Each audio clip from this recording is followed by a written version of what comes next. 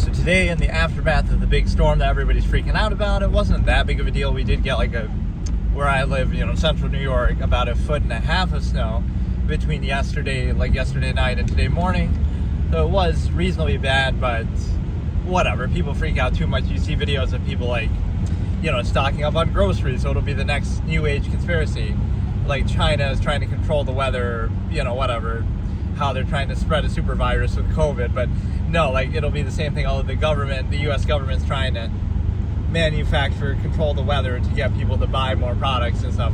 This is one of my concepts, whether through error or ulterior motive, something bad is still bad. So it means even if that's not true, right, it's still used that way. So was COVID some conspiracy and they made it in a lab in China and they did it on purpose to try to depopulate an overpopulated country and try to kill the old people, and it doesn't affect the young people, and was it part of their master plan to do that, or was it just incidental? Either way, it was bad, right? Either way, it was still from there, right? So it doesn't matter whether you whether it was just a mistake or whether it's ulterior motives. It's still bad and should still be held accountable. Right, so the same thing again, anything like this. Oh, is it the government controlling the weather? Or is it just conveniently that things like that are used to the benefit of others? Right, or whatever. It always ends up the same way. Right, corporations always benefit, or no matter what's happening, there's always that. Right, no matter what your views are. This is how I kind of clown people who are, with all due respect, whether they be religious or having certain ideology, it doesn't matter, because every religion, right, let's just say Christian or whatever, you're still reinforcing the current power structure. Your lifestyle still is part of this. You're still paying taxes to a government that commits war crimes. You're still buying products from corporations that still ravage the planet. I'm not taking a position. I'm simply saying you're holding them accountable to say whatever your position is, it doesn't stop atrocities from happening, or you're still part of it. You're still a mindless sheep who's upholding those systems, right? So at what point does your belief system or your ideology ever stop you from doing that, right? Okay, you're going to go out in the woods and live there, and that's more consistent with your supposed dogma, belief system, whatever, than living in a highly controlled, empirical power structure society. So what it shows you is that often the answer is minimalism or neutrality, right? It's not saying what you should do, but if you have all these ideas or beliefs that you supposedly follow, then it wouldn't be consistent to live in modern society. Or how convenient is it that, you're a Christian or whatever the religion is from thousands of years ago, right? These religions and different belief systems. What are the chances that it would align with you living in modern society? Hey, how's it going? Right, it's very unlikely that those beliefs will align with modern society, but that's kind of the mindless sheep aspect that I go against with this absolutist philosophy, is no, if you really believe something or you have a standard, then you would do it consistently. You're not going to pretend you're this belief system, but you're still going to reinforce everything that your government is doing, and you're still going to pay taxes, and you're still going to, support corporations and buy, products at the grocery store. It might seem easy to say that, but if your beliefs are not consistent with that, right, how convenient is it that people reinforce? And look at human history this way, right? Every era of human history, the vast majority of people have gone along mindlessly with whatever power structure was in place, right? It didn't matter what their beliefs were. It could be religion, it could be ideology, it could be anything. It still aligns, right? Those middlemen that I call them always have the power, they always win, they always rule. So it's kind of you can have whatever beliefs you want, but they don't matter. It doesn't matter, right? You're still going along mindlessly. Oftentimes people's point of view is even a result of that, right? It's a reaction to the state. You'll say, you think what you think, not because you actually would do that objectively, right? If you could just think anything you want or have your own perspective. It's more a reaction to try to cope with the contrived state that you're already a part of.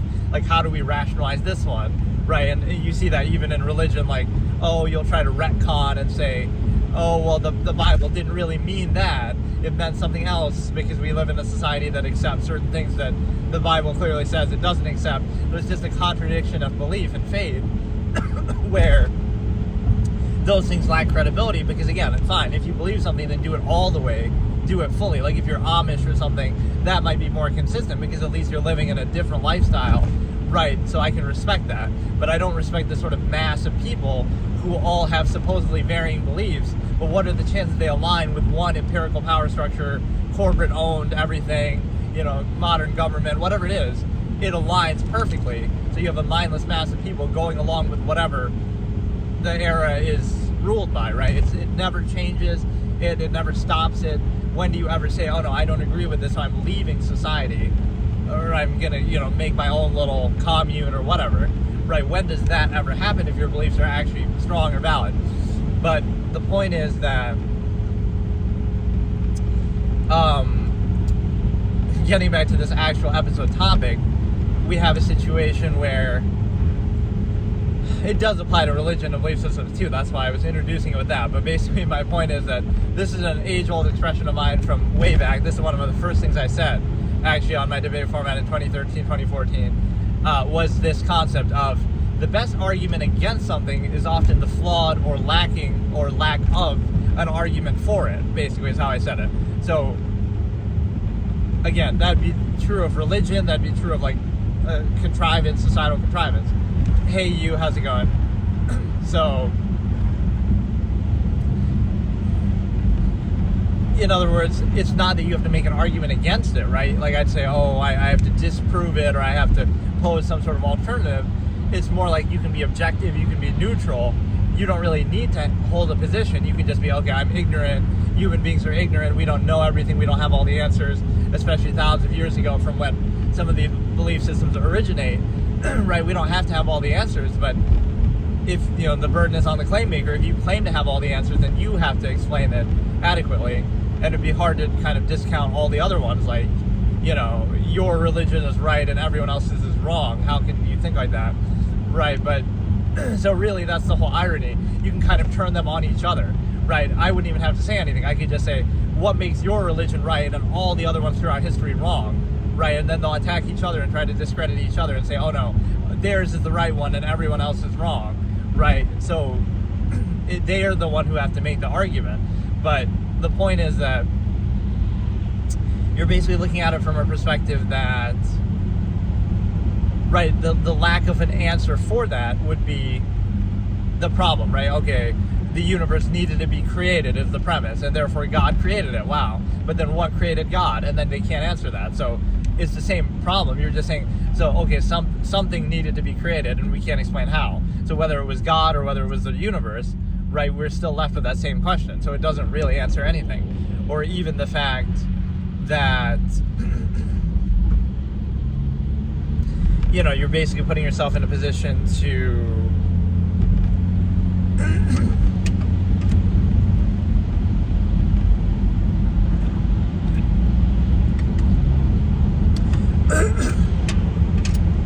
it doesn't actually look that bad compared to what it was yesterday now. It looks pretty cleaned up, but depends, I guess. If you go on a local road, you'll get screwed here.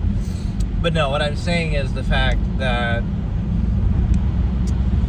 how can I explain it? Basically, again, the lack of an argument for, right, religion is the best argument against it, right? I don't have to argue why there isn't a God or why that specific God isn't valid, right? I can literally just, okay, you tell me why there is one, and then I can hold that accountable and poke holes in it, right? So I'm not making a claim, really. I'm just poking holes in the claim that someone else is making and showing it's not valid. So wouldn't you rather just say, okay, you want to make your case for your specific outcome, right? And I don't have to do it. I can just hold it accountable. I can just say I'm neutral, I'm ignorant, I don't know I don't have all the answers, right? It's almost like human beings want to play God themselves.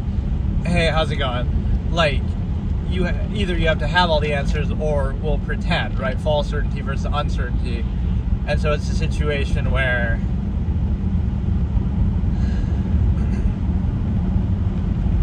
it's a situation where you're basically able to have this sort of selective framing that every culture, every society will use it to reinforce its own kind of dogma. That's awfully convenient. You're still breathing. If there wasn't a God, you wouldn't be. Okay, so let's look at that claim. You're still breathing. If there wasn't a God, you wouldn't be. But what does that mean? What does that have to do with... Why does it have to be God, though? what part of that, so the fact that I'm breathing is based on like your biology. I could start or stop breathing at will, in the sense that, like, so when somebody dies and they stop breathing, does that mean now God no longer exists? Or I don't know what that relates to. Just the fact that we exist. Some people frame it like this, like, oh yeah, it's a miracle that we exist, so that proves something with God. But the problem is,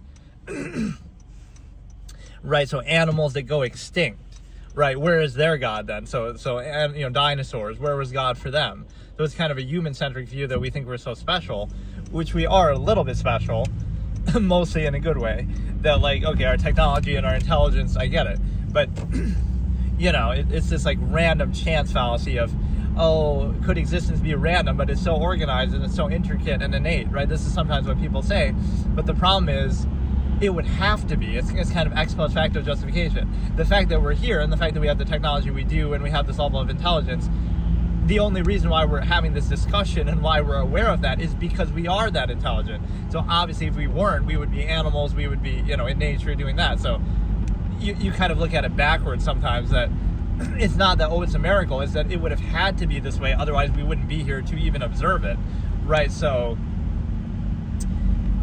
again, I don't see what that has to do really with God, though. That's just like a self-fulfilling thing. Right, the fact that you're alive, you owe it to God, even though, again, so if human beings go extinct, then God ceases to exist, I guess, because we're so egotistical that we tie the two together, right? Like, before we existed, there was no God, and then after we're gone, there's no God. So animals don't matter, the rest of nature doesn't matter, none of that matters, only we matter. And right, a lot of dogmatic language has to do with that too, like, oh, God created us in his image, right? If you really look at a lot of religions, they have to do with the ego. Just, we want to feel special, we want to feel like our standards are absolute and inherent in nature, when they're clearly not, objectively. So it's very egotistical. But what I was saying before is the simple fact that so I could disprove God by being David Blaine. I'll stop breathing for 6 minutes, and then oh my goodness, that proves like I don't know. But it's a situation where there's this one dude whose name I always forget, who does these long streams. He has like curly hair, and he's always talking to people, and he bro thinks he's me about religion and saying, you know, he gets pretty good viewership. But I mean, I talk about all kind of different subjects. It seems like that's the only thing he talks about. I think it might be allegedly Ian, if I'm not mistaken, or maybe that's not. But yeah, what I'm basically saying is the fact that but no, I like that. So at least, you know, people trying to prop up some argument here. But again, the flawed and lacking argument for it, for something. So we looked at religion there. Basically, again, you would have to keep asking and questioning and questioning and questioning. Why does there need to be a God? What explains that? How do you explain that? You can't explain where they came from. You know, what created them? If they didn't need to be created, then why did the universe need to be created? Either way, you're posing an exception to the same fallacy. Why specifically does it have to be your religion, with your name, with your dogma, with your, you know, man-made standards, books, whatever, right? You can poke a hole in that and say, like, so it's not absolute, it's not certain, it's not specified to your one dogma, and then, you know, it's just kind of like, it'll be lacking in its own substance. So you're not really making a claim, you're just poking holes in the claims of others and holding them accountable, right? This is what objectivity is like, this is what neutrality can be like, but it'll be falsely framed as a claim, right? Like, I'm saying something even though you're just taking what other people are saying empirically and holding it accountable and questioning it. And then the other point is the simple fact that you're able to, let's do the same thing with a contrivance, like a specific,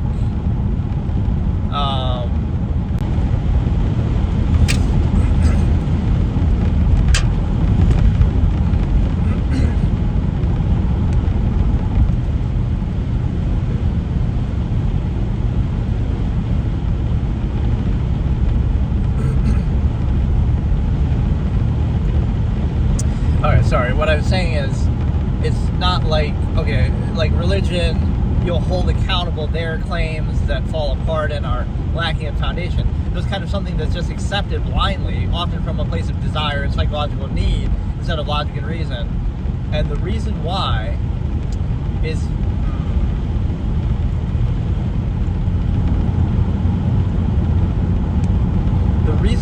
because of the simple fact, if you get to that with contrivance, you understand that, like society and government and social norms and stuff like that, that's also kind of the same way, because it's kind of inconsistent and selectively applied and myopic. So here's where you'd hold something absolutely accountable, like, oh, we do this because we value people and human life and whatever, right? But then you hold it fully accountable.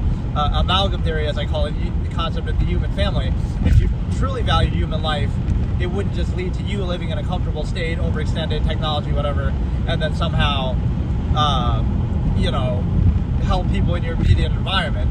No, you'd sacrifice 2 meals a day, and you would sacrifice 2 meals a day to make sure somebody else has at least one, and they're starving halfway across the world. So there's a non-base of self, dependent over extended pretense, kind of, more to do with yourself, right? That which is nearest to you, and then within that you can create some little pretense that you value other people, but you don't truly value other people, not objectively, not inherently, not absolutely. And so it's inconsistent and therefore not very credible. And so what you understand from that is the simple fact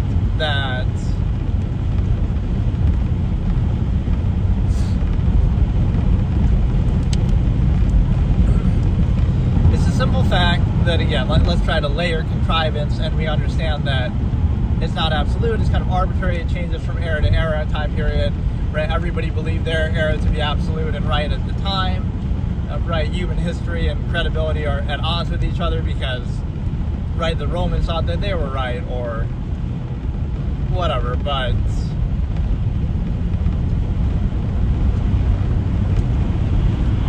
right, everybody always thought that they were right, so we can question that and say, how could they have been fooled, or how could they have been so sure of themselves? But what else was I going to say? Basically, contrivance that equates to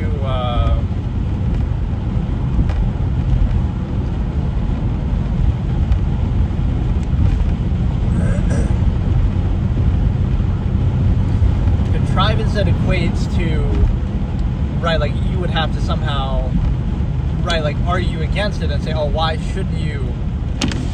I don't know how to explain, like the inhibition that people experience in society and contrivance state. You'd have to say, oh, why do you need to do blank? Why do you need to do something, or you need to sort of justify what you're doing?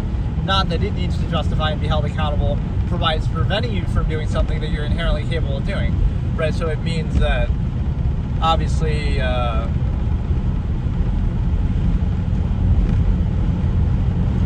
You're obviously in a position to, it's treated like a non-accountable false absolute, like it's unquestionable, it's taken as an absolute, and then any variance is seen as like defiance, or you need to justify why you're not being inhibited, not that that it needs to justify why you're inhibited. But there's another way I had to explain it, like basically it'll be flawed, it'll be inconsistent, it'll be selective, it'll be myopic. It'll always be like, how does it lead to your exact state that you're living in? Right, it would be definitely inconsistent, or every society, every government, every culture is different. So how can they all be right or all be wrong? Right, like even by the same standard or pretense that they pose, like this is the base of it. Can I get a shout out? Sure. Hey, how's it going? Armesha Johnson. Thanks for the follow. But yeah, it's like, what are the chances that would align, or what are the chances that, even if you do value it, then you would try to do it more fully, you would hold it accountable, right, everything like that. And then from there, you have the ability to consider that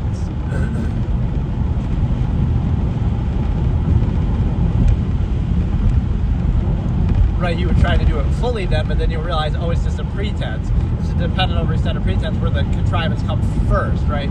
It's not really about a standard, it's about everything is in service of this empirical contrivance state, whether it be corporations, whether it be government, right? That's what ends up happening. And so you're basically in a position to be discredited by that. So whatever the argument is or whatever the supposed standard is, you have to hold it absolutely accountable, especially if it has the basis to try to outwardly insist and tell other people what to do. Then it needs to be absolutely consistent, right? So it's kind of like the nerd glasses emoji with the finger pointing thing. Well, actually, if you really value this process, you should do it this way, or like you can always hold it accountable. And if it's not held accountable, then it's not credible, and therefore there's no basis to inhibit other people and assume their intent. Even if it is consistent, you still can't assume their intent, really. But again, always look at this in debates, like from an objective, neutral perspective, that you would say, like,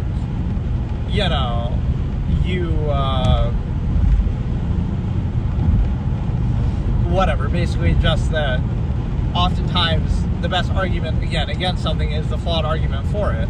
That either there isn't an argument for it and it's just taken for granted, right, bypassing critical thinking and just kind of, that's how people talk about religion, like, oh, it just is, and then you have to disprove it, kind of thing.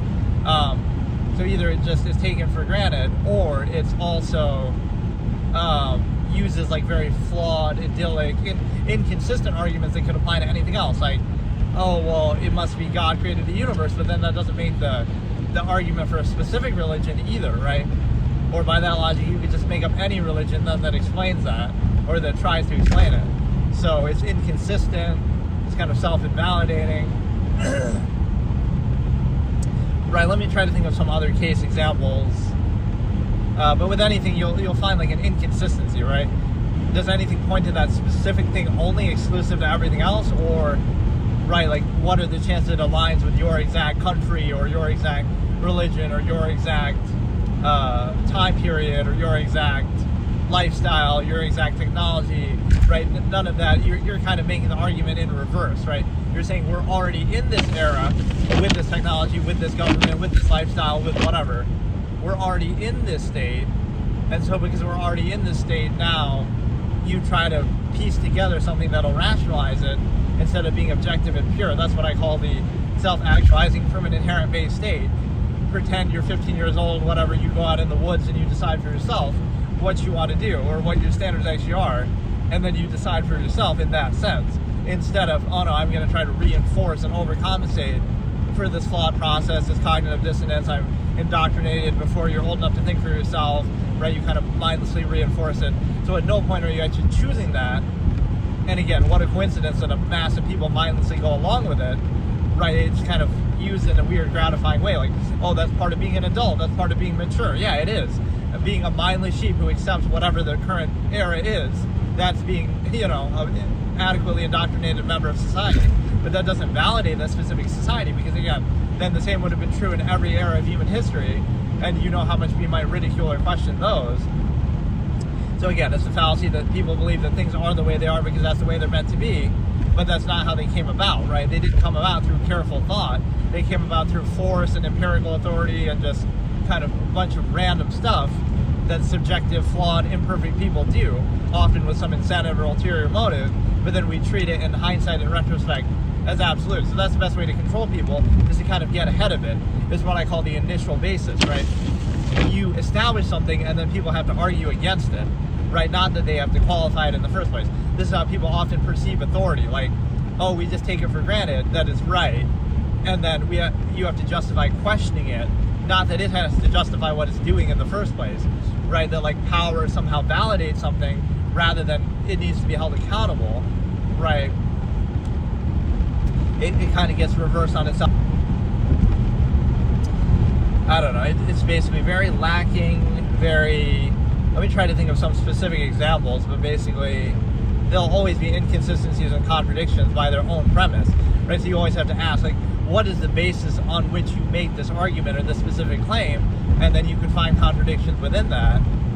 So it could be like a lesser of two evils or something like that, but there's always a variance. Like, it's not just two options, it's not a false duality, it's not, one size fits all, or, the world is black and white and one is absolutely right, one is absolutely wrong, right? That's not really how it works, but that's how people like to think.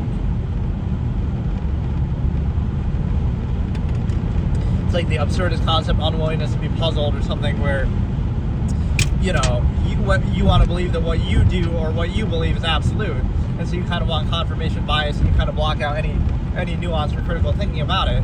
So it's kind of like what you think is absolute and unquestionable, and you'll ignore anything that might make you question it, and everything else is wrong and bad. Right? So you're not willing to consider things from a different point of view, so you're just trying to reinforce the view you already have. And so it's a situation where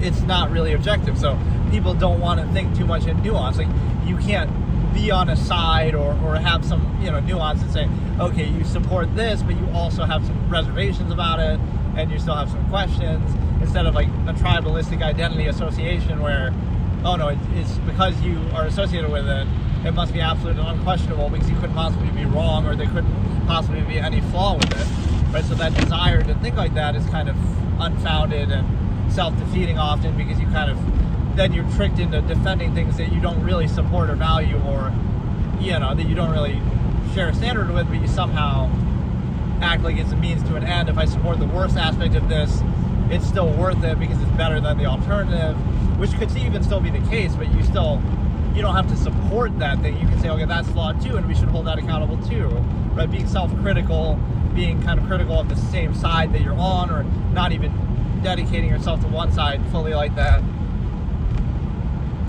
So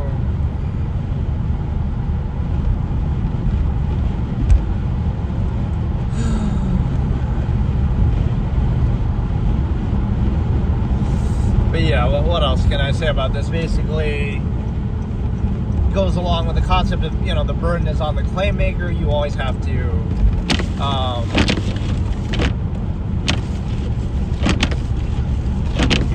consider that the burden is on the claim maker, and exclusive to all others kind of thing, because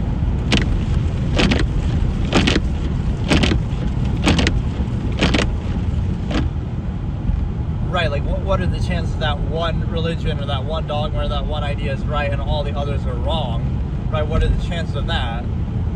Even if they all use the same pretense and share certain...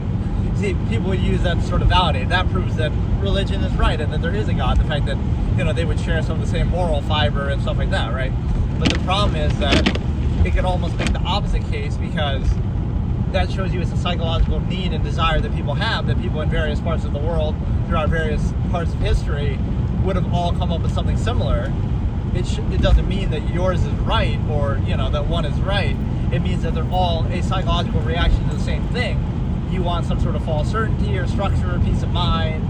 It answers a lot of psychological needs that people have, and so that's fine, but it doesn't mean that's actually true or absolute or specifically valid. So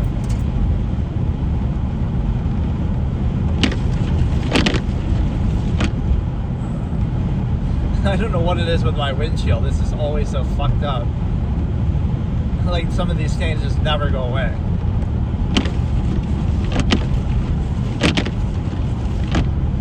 But yeah, that's a pretty good topic. I use that expression a lot. It was one of my earliest expressions, like I said, one of my earliest logical razors that I would talk about.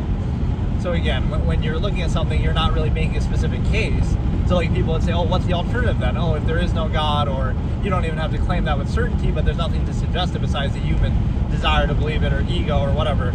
So you would say basically that I don't know what the alternative is. I'm not a God myself. I don't have all the answers. I wasn't there, when the universe came to be.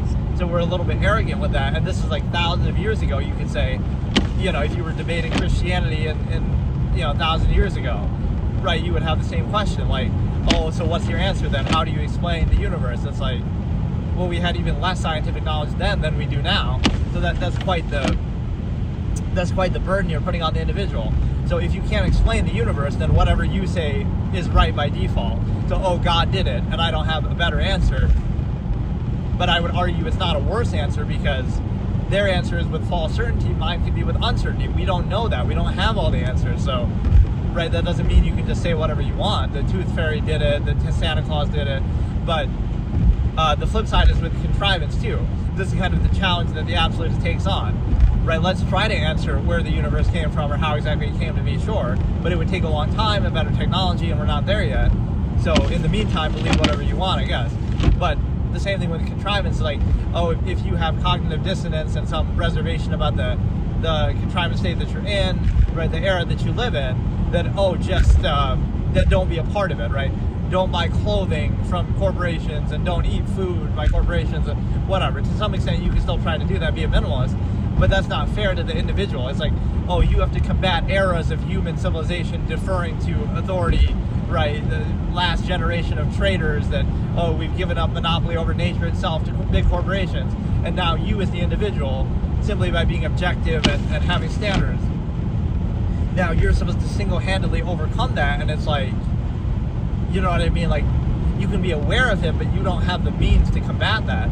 You know, give me hundreds of years of empirical authority and established corporations and give me that much power. And then sure, I can combat it or make it seemingly equally viable thing, but you're starting on, like, you know, you're starting from zero as the individual because you, right, that's kind of an unfair expectation to have.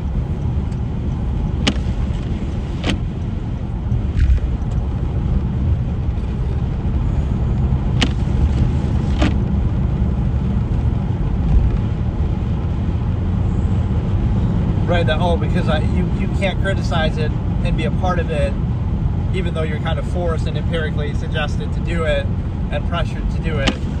But no, the absolutists would take the challenge. But think about how unrealistic that is, right? You have to answer all the secrets of the universe and the origin of all of that. Otherwise, you have to accept whatever dogmatic persuasion is there. Or the same thing, you have to live outside of society and all of this, right? Live in the woods and be a minimalist, and even then you'll be cited for trespassing or some other issue, right, that society with contrivance will outwardly insist and try to inhibit you. So even then,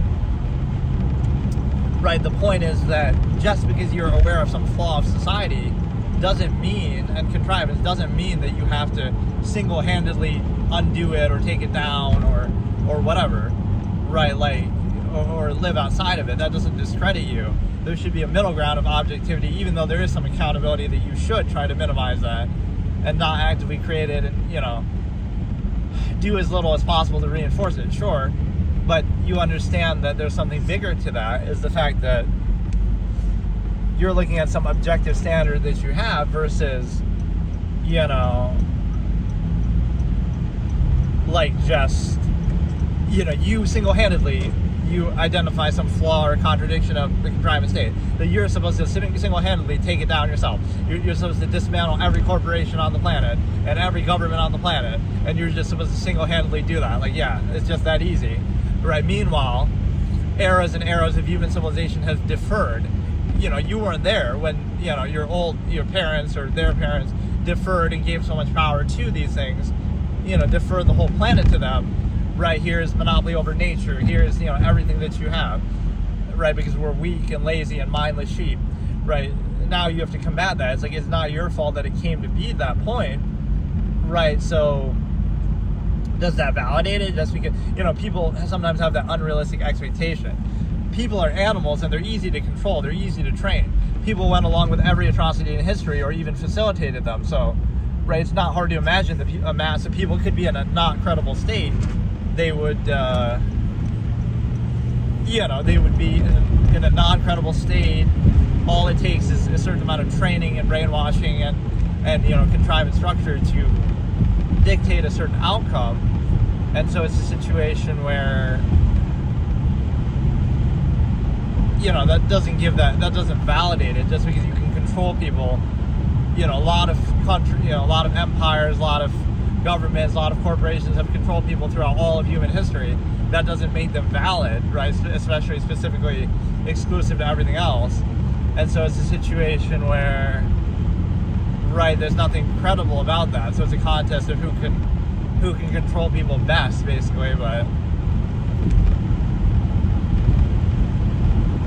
yeah, this drive is actually pretty good. So I'll compliment the plow drivers, I guess, to some extent. Although this is a main road, so you'd expect that, but, you know, sometimes it's like, what are we paying taxes for if not this, you know? You get like one big storm like this a year, maybe a couple like this a year, but Yeah, you can barely tell. Or maybe this area didn't get as much, actually, now that I'm thinking about it.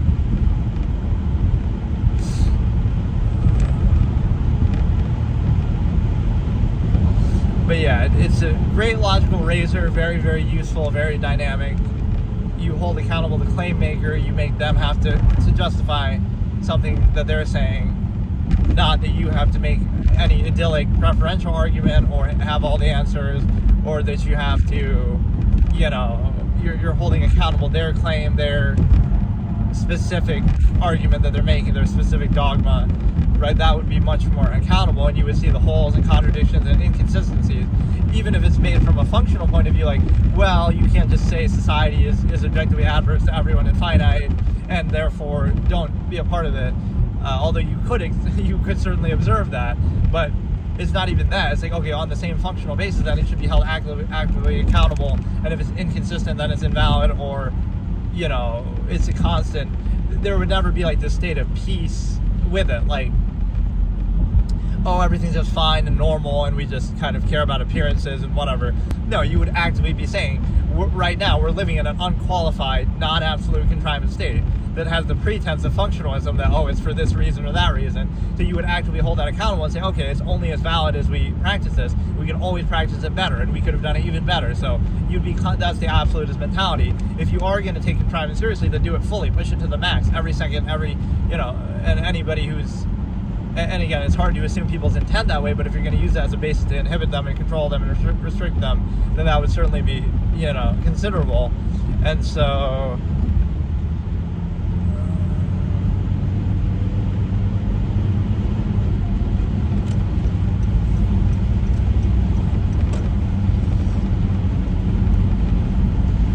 yeah, it's a good topic. I guess I can't remember exactly how I would always explain it, but it's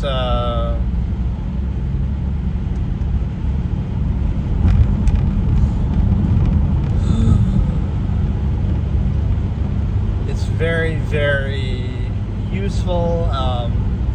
It'll show you and again, the conclusion is often the exclusionary to everything else concept that I say, is that it's not that, oh, you're arguing for something or even against something. You're just simply observing that it's not absolute. So you could believe that if you want, but it's not a sure thing. You could believe anything else, or you could believe nothing, or it's not absolute exclusive to everything else. That's the point, right? So it's not like you're saying, oh, you should do this instead. You're not saying anything, right? But people are mindless sheep and they kind of want to be told what to do. But it's more like you could do anything or everything else in existence possible, right? You could think anything. You could believe in anything. There's so many religions. There's so many belief systems. You could make your own. You could, look at the arbitrary origin point of it and realize it was just some subjective people doing it.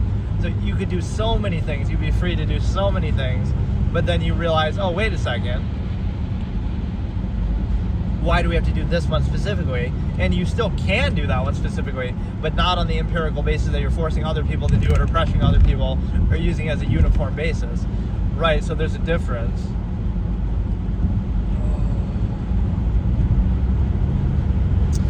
So yeah, that was a good topic. I swear there was something else I would say with this, but I can't remember. There was some specific example I would give besides just religion. But again, often the arguments fold on them. So either there is no argument for it, and they just kind of take it for granted, absolute, and let it bypass their critical thinking, which is kind of true of both religion if you're indoctrinated at a young age, but also society and contrivance. Like, when are you indoctrinated to society? Oh, when you're too young to think for yourself, right? From the ages of 1 to 5 to 6 to 8 to 10, right? When you're young and vulnerable and, being trained like an animal, that's when you're indoctrinated. So is it really based on any logic and reason, or is it just based on, oh, you're indoctrinated so heavily at that point that you just accept it mindlessly, period? Right? So it's not a very credible basis, but you insist upon it nonetheless. Even on certain pretenses, you hold them fully accountable. It would be inconsistent and therefore invalidating. But it's a situation where, you have that contradiction, you have some other inconsistencies.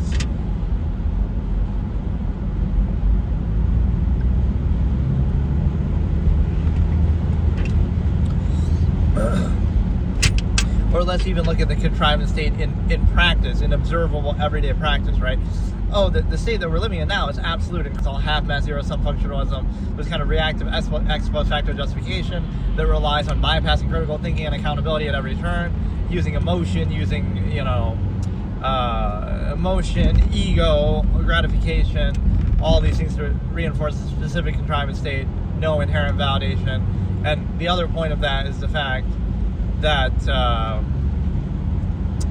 people need folly favoritism. Oh, they have to, they're supposedly credible, but then, they distract themselves with entertainment and escapism. That shows you it's a non-value subversive state where the mind has to be distracted and you can't think objectively. Thought is the enemy, not that contrivance isn't credible. So the same people who are supposedly credible and telling you what to do or part of this empirical structure are also distracting themselves with folly favoritism, escapism. They're also dumbing down their senses with alcohol, etc. They're also, supposedly longevity process. We value human life, but we neither practice the amalgam theory nor the longevity process. So you clearly don't value human life at all, and you preserve the stimuli acme at half-mass as a half-mass hedonist.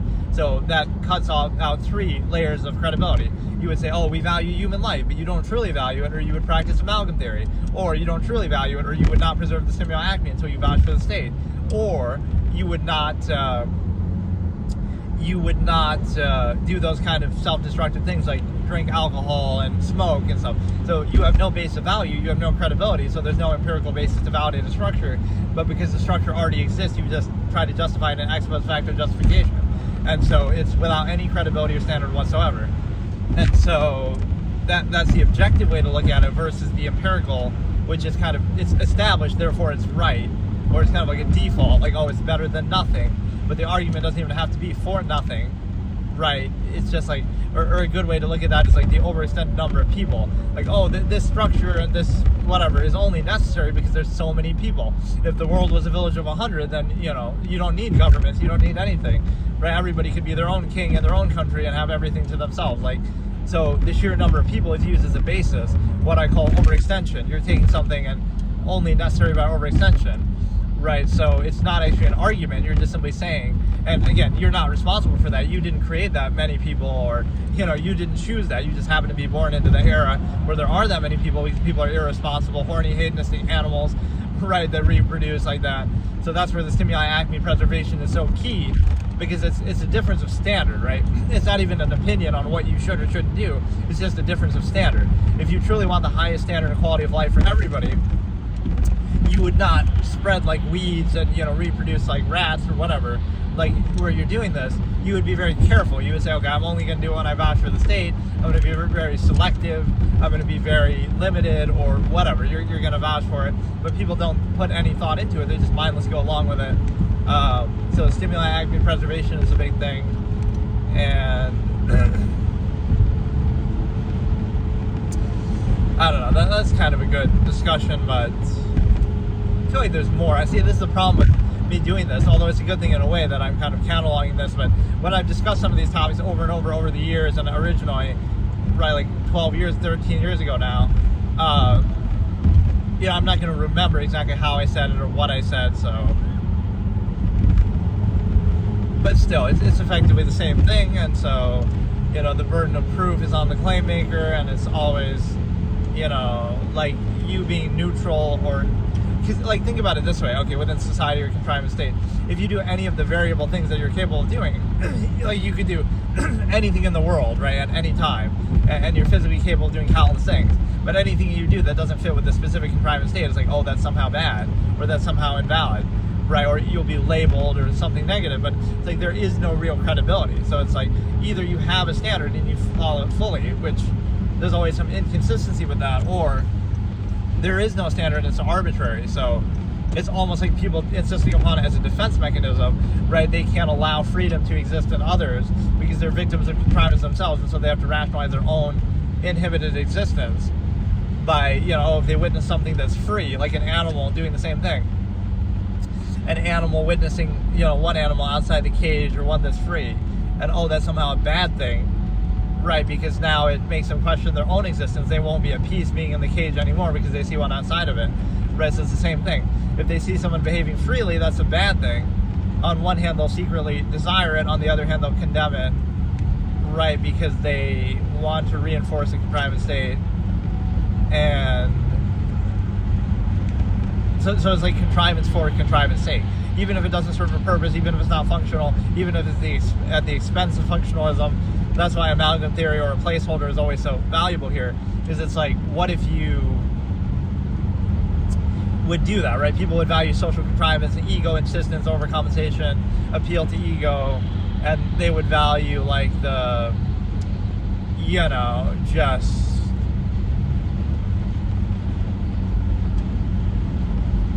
half-mass whatever, like versus amalgam theory. Like you would rather value your own ego at half-mass than value human life or something of actual value. So pretend you can do that. Every second of your life could be spent trying to help other people or save other people if you truly value human life, but you don't. You'd rather insist upon your ego and the ego of others around you and dependent overextended pretense, right, in a machination process. So everything is overextended. It's indirect. So you say, oh, but if we make enough money, one day we'll give a little to charity, right? It's overextended. It's not true value.